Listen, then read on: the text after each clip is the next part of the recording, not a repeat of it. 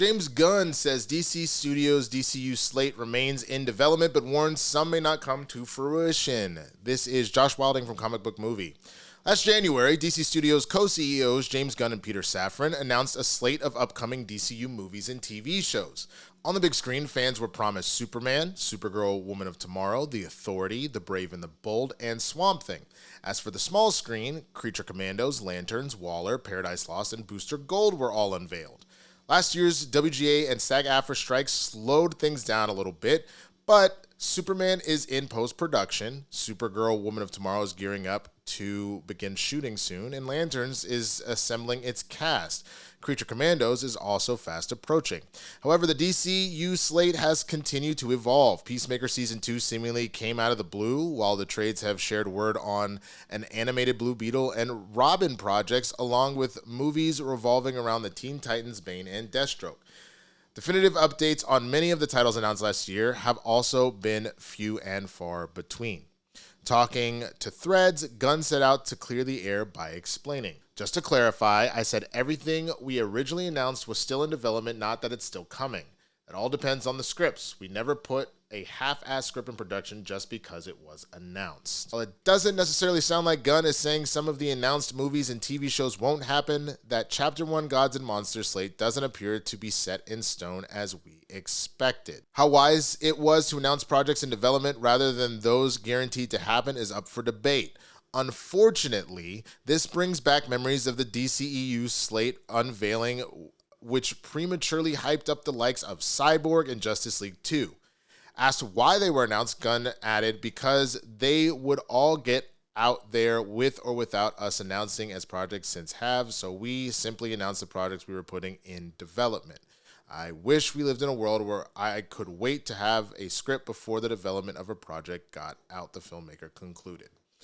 All right. Yeah, I think that this is two things going on here. On the one hand, I am kind of the mindset, and hearing what Gunn is saying, it kind of sucks that you can't just go cook, and once you really feel good about the meal you're going to prepare, then present it. We live in a world that people are like, I need to know what you're going to do for the next whatever. At the same time, I feel like even with all the scoopers, and you can deny them, you can tell them to kick rocks or whatever else, it probably would have been better, but I'm sure this was pressure from Zaslav. I'm sure there's pressure from investors, and let alone pressure from all the fans, both good and toxic. Okay, big shot, you're ahead of the studio. You're essentially, you and Peter are now essentially Kevin Feige, so what have you got? What are you bringing to the table? So there is all of that, and I understand that, but I think that it might have been a mistake to announce as much as you did. Announce the 1 to 3 movies that are for sure. We are doing Superman. We are doing Supergirl. We are doing The Brave and the Bold. Bet.